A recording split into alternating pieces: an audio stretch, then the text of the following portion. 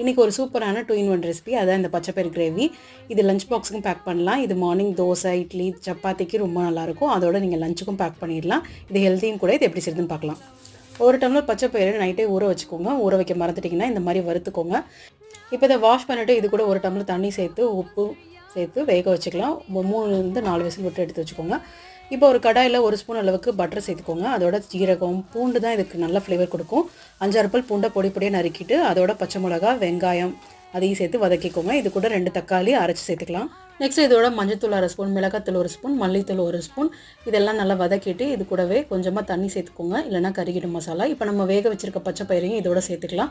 இது எல்லாத்தையும் நல்லா ஒன்றா கலந்து விட்டுட்டு இன்னொரு 1 டம்ளர் அளவுக்கு தண்ணி சேர்த்துட்டு இப்போ கிரேவிக்கு தேவையான அளவு உப்பு சேர்த்துக்கோங்க. இது நல்லா 5 நிமிஷம் கொதிச்சதுக்கப்புறம் அது கூட கரம் மசாலா 1/2 ஸ்பூன் சேர்த்துட்டு இதை நல்லா மசிச்சு விட்டு அப்போ தான் கிரேவி நல்லா திக்னஸ் கிடைக்கும். இறக்கும் போது 1 ஸ்பூன் பட்டர் சேர்த்து இறக்குனீங்கன்னா சூப்பரான பச்சைப்பயிறு கிரேவி ரெடி. ட்ரை பண்ணி பாருங்கள்.